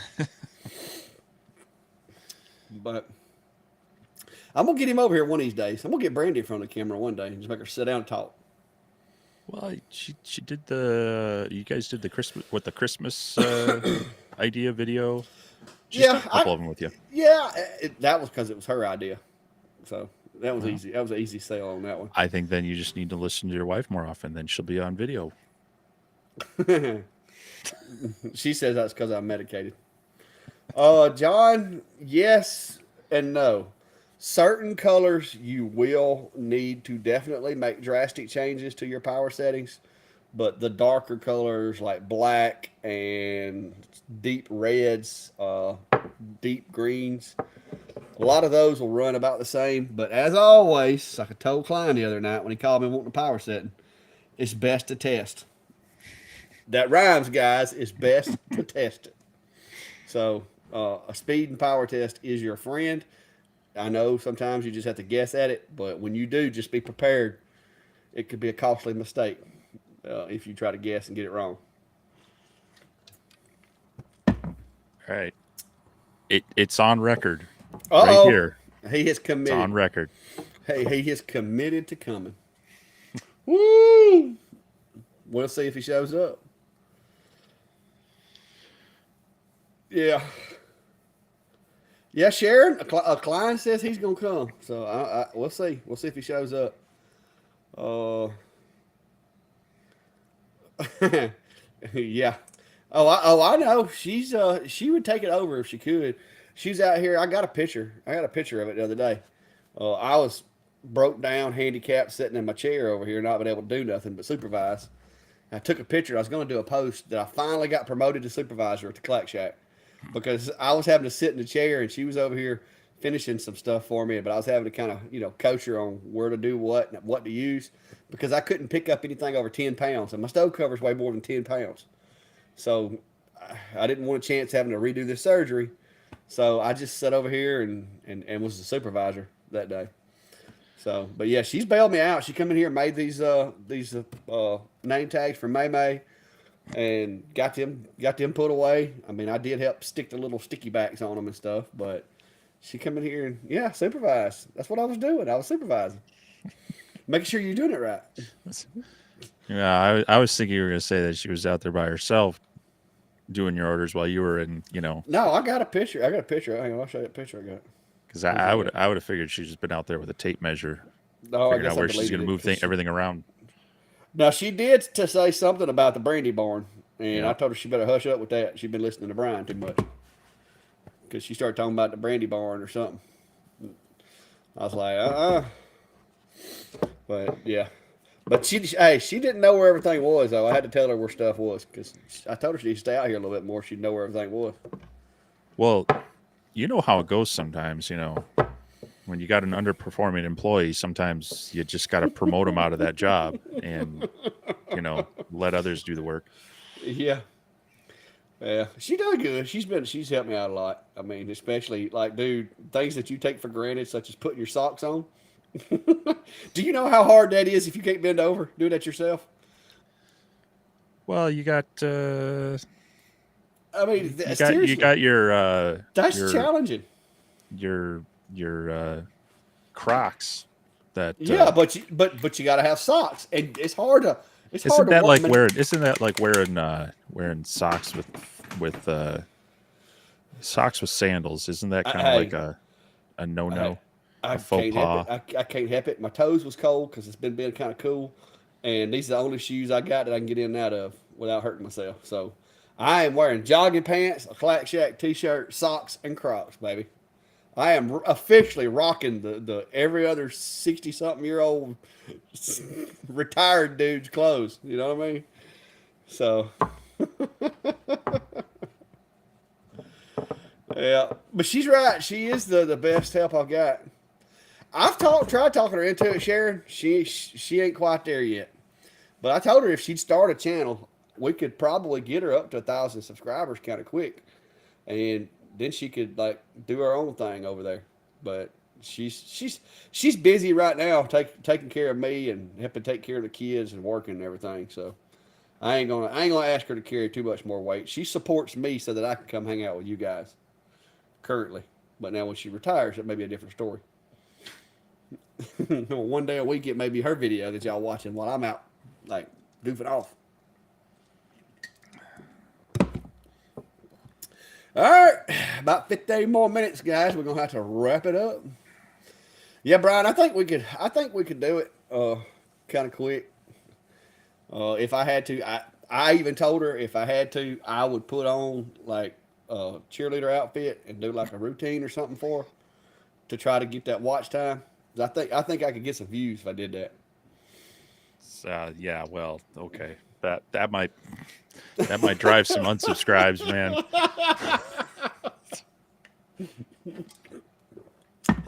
Oh yeah. I don't know. Some of these it works for some people.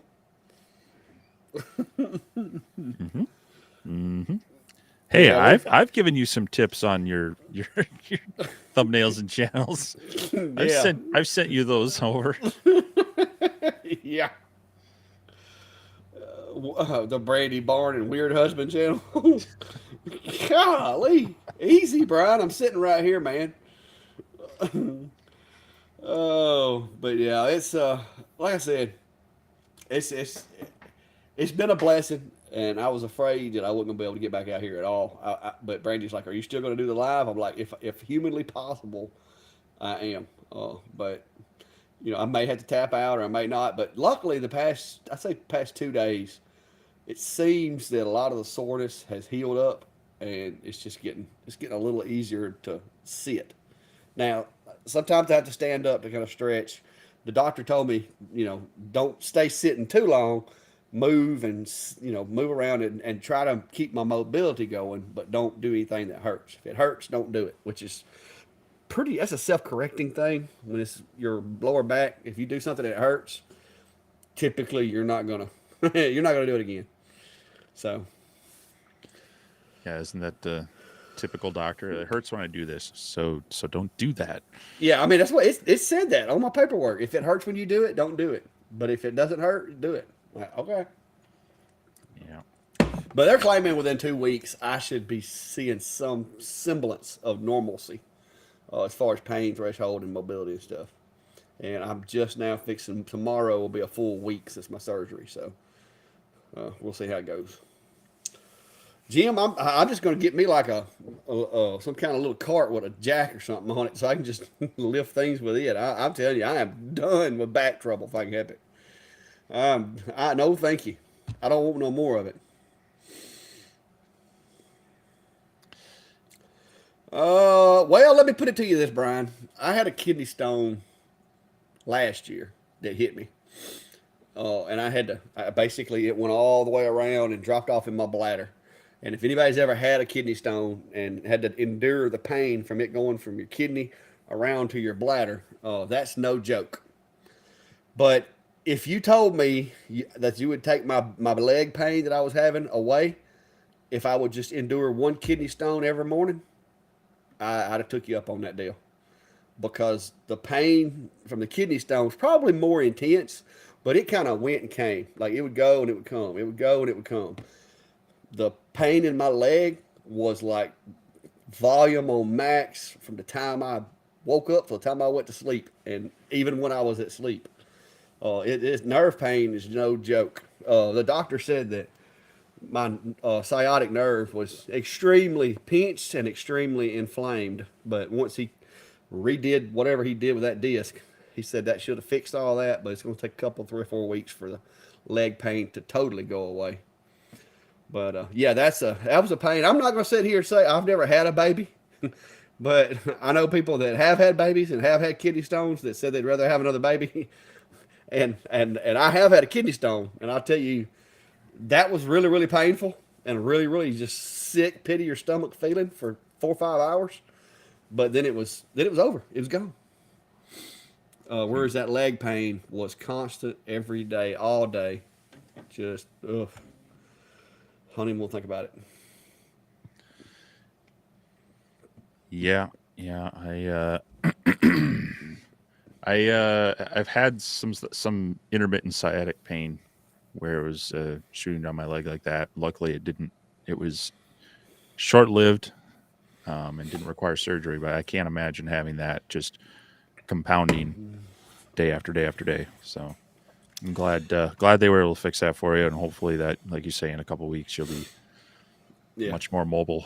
But yeah, talking about not hurting your back, and that's one thing that I know I've been talking with you about. It is I want to kind of rework a couple of my workbenches that I have lasers on, and get them a little more purpose built for what I'm looking at doing over the next year or two, with enclosures and such. And I am thinking about that.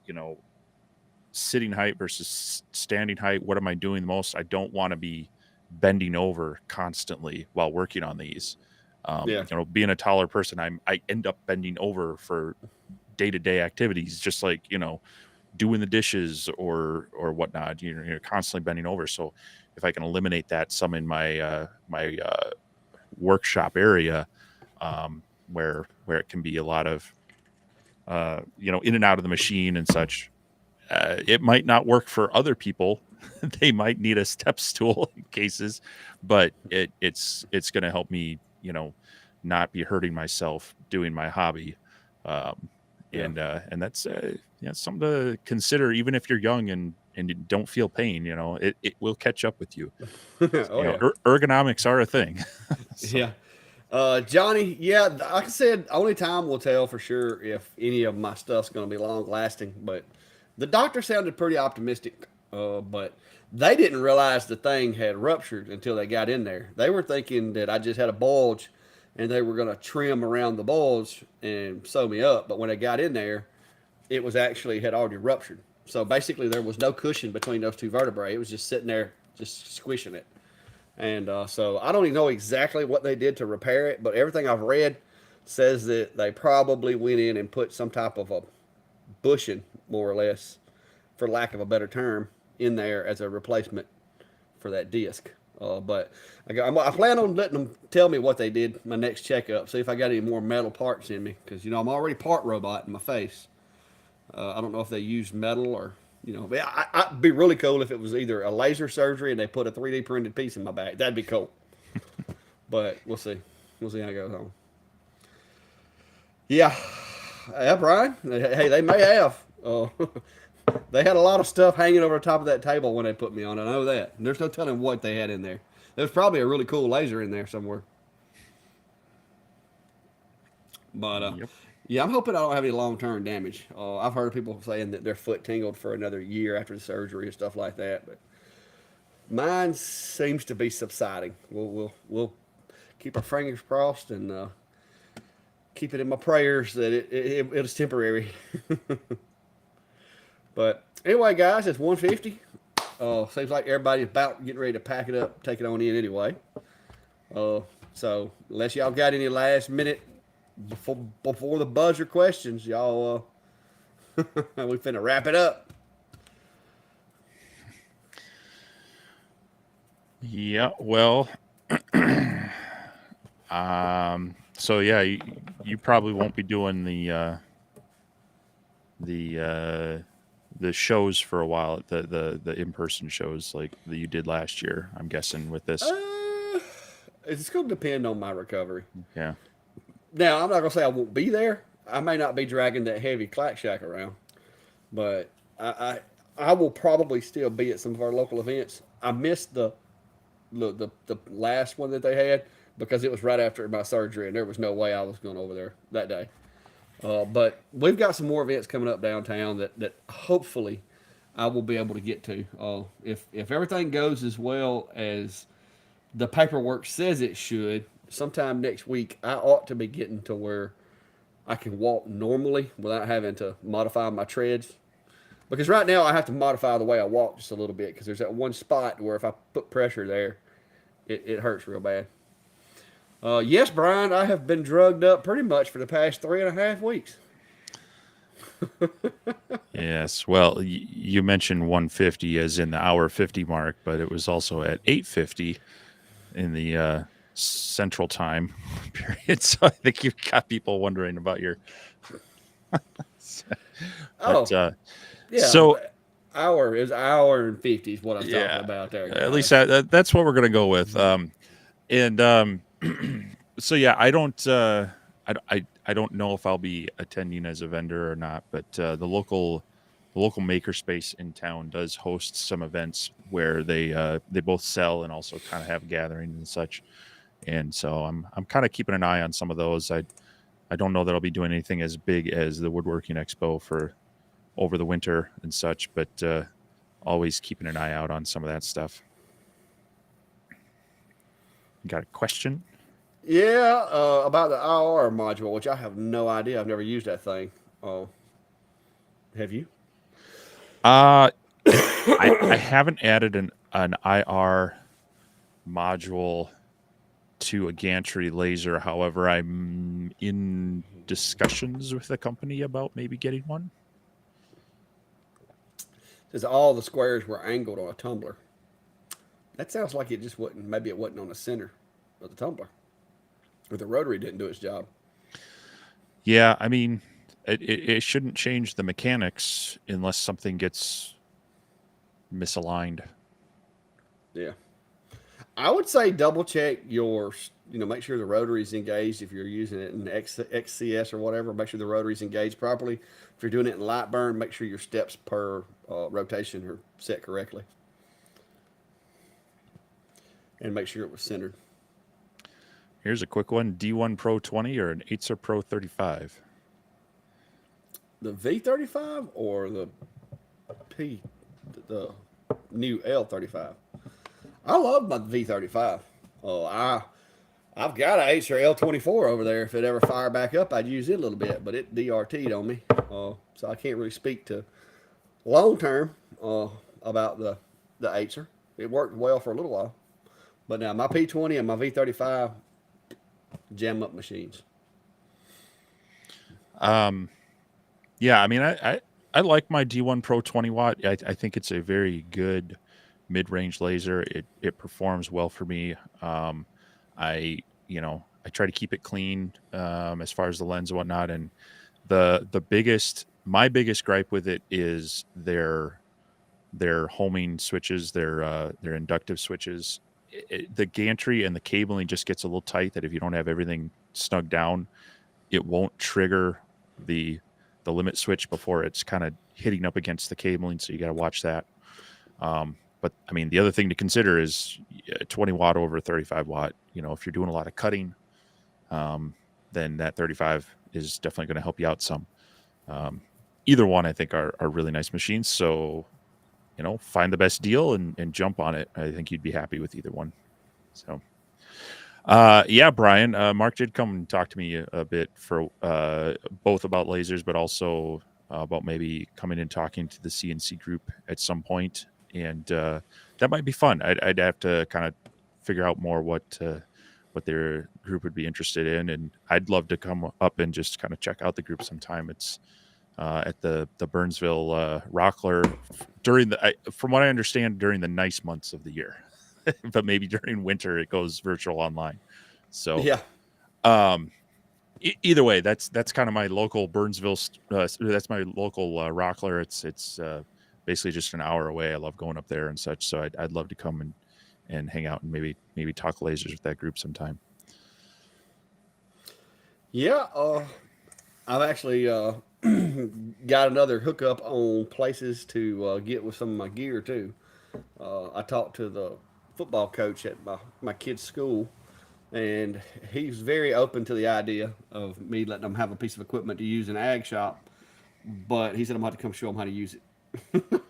So that might be something in the future for the next 6 months or so once machines start to get plentiful again. But all right, guys, if you hadn't already, like, follow, subscribe, and go check out our laser engraver community page. That is basically a bunch of dudes like us that do lasers, engraving, CNCs, whatever. You can come show off your products. You can come show off your designs. You can ask questions, troubleshoot your machines, or ask for assistance, whatever you want to do. But just make sure that you give as much as you ask for, please. So just don't be in there just spamming us with links and stuff like that. That's not what that's designed for. We want to try to keep it as a good safe space for everybody to be at, to where you're not getting scams and stuff like that. So if you do sign up to join the group, make sure you answer the questions. That lets me know, or Steve, or whoever happens to be approving the invitation, that lets them know that you're not a robot. And if you are a member of that group and you see something that is questionable, like I know there's a number of people that are bouncing between various laser groups, and they're trying to scam people, and we aren't always up on them right away. If you see it and you've got that information, go ahead and report that between us and a couple of the mods. We try to check those, because the last thing we want is people coming into the group and getting scammed or getting hit with just constant ads from people who aren't really contributing to the group. So so far it's been great. It's been a really good group. We appreciate everybody sharing in there, but we've had to be a little more vigilant on some of that stuff recently. So appreciate everybody else kind of helping us keep an eye on it as well. Yes, sir. All right, guys. Until next week. Maybe next week I'll have more to report. Y'all be safe. We'll see ya.